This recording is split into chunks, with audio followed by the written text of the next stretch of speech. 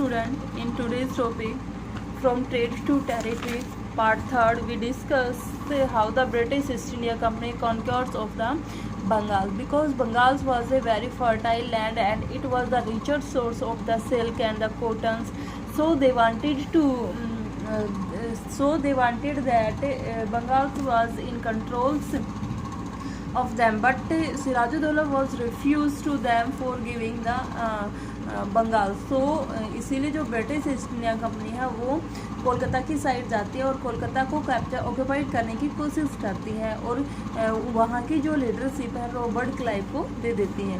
Prominence of Bengal including, जिसमें जो prominence of Bengal था जिसमें बिहार, झारखंड, उड़ीसा इन्वॉल्व थी, वो एक रिचेस्ट प्रोमिनेंस माना जाता था. किसके लिए? टेक्सटाइल और सिल्क के लिए.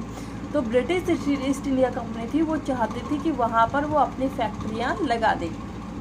इसीलिए ब्रिटिश ईस्ट इंडिया कंपनी ने कॉन्ट्रैक्ट किया विलियम सिराजुद्दौला के साथ, और सिराजुद्दौला को उन्होंने कहा कि if he give Bengals to them they give the opportunities to become the nawab of Bengal. वो उसको बंगाल का नवाब बनाने की एक अपॉर्चुनिटी देंगे.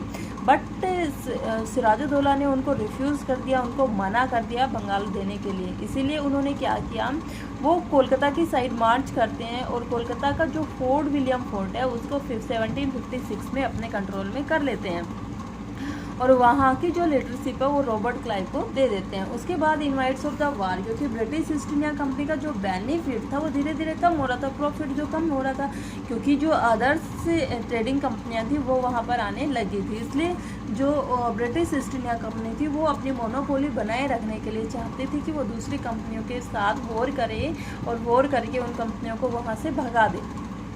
तो क्या करते हैं, leading countries that were involved in the trades were Portuguese, Holland, France, England, Denmark. England और जो फ्रांस थे वो traditional rivals in the Europe. ये दोनों की दोनों कंपनियां यूरोप से आई थी. इसलिए ये फ्रांस चाहता था कि मेरा सबसे ज़्यादा राइट्स है और इंग्लैंड चाहता था मेरा राइट्स है.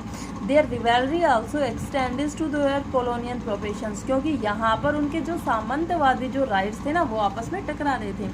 इसलिए जो कॉन्फ्लिक्ट है ट्रेडिंग कंपनियों के साथ वो धीरे धीरे बढ़ता गया. विरोध तो होना जाहिर सा था, क्योंकि जिस चीज़ के ऊपर सपोज कोई भी चीज़ अगर उसने 5 रुपये में खरीदी तो वो पहले 15 रुपीज़ में उसको सेंड करता था, लेकिन 5 रुपीज़ की जो चीज़ थी वो ब्रिटिश ईस्ट इंडिया कंपनी को 10 रुपीज़ में मिल रही थी. तो वो अपने इस प्रॉफिट्स को बनाए रखने के लिए वहाँ पर जो कंपनियाँ थी उनको भगा रही थी.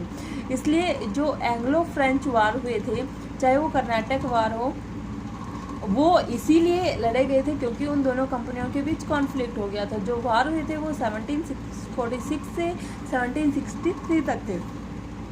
फर्स्ट कर्नाटक वार जो that was fort in 1744. That's reason क्या था कि फ्रेंच ईस्ट इंडिया कंपनी के ने जो गवर्नर का डुप्लेक्स स्कल्पचर था, 2 मंजिला जो इमारत बनी हुई थी मैड्रिन्स, उसको अपने कंट्रोल में कर लिया.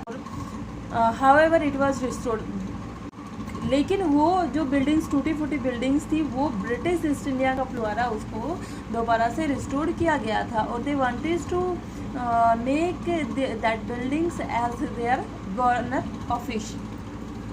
The second Karnataka War that was fought between 1749 to 54. The French were defeated the war and with the territory of the Pondicherry. लेकिन क्या होता है, फर्स्ट वर्ल्ड वार में तो फर्स्ट जो कर्नाटक वार हुआ था उसमें फ्रेंच जो कंपनी थी वो विनर थी, लेकिन सेकंड जो वार हुआ था उसमें फ्रेंच जो ईस्ट इंडिया कंपनी थी वो हार जाती है और उनके बीच एक टेरिटरी होती है पांडुचेरी की, कि पांडुचेरी है वो आज के बाद ब्रिटिश ईस्ट इंडिया कंपनी के कंट्रोल में रहेगा और कोई भी कंपनी चाहे वो फ्रेंच की हो चाहे वो डच हो, कोई भी कंपनी यहाँ पर ट्रेड करने के लिए नहीं आएंगी. Third Karnataka war that was fought between 1757 to 1763. The French were return Pondicherry and Chandranagars and British due some agreement. The French were return, लेकिन कुछ समय के बाद कॉन्फ्लिक्ट और भी बढ़ जाता है तो जो फ्रेंच कंपनी है वो वापस से पांडुचेरी और जो चंद्रन नागौर की जो संधि थी उसको कैंसिल कर देती हैं और जो पांडुचेरी थी वो उनको वापस कर देती है. ब्रिटिश ड्यू सम एग्रीमेंट, और कुछ एग्रीमेंट और साइन होते हैं, but expect in these two the French power was destroyed.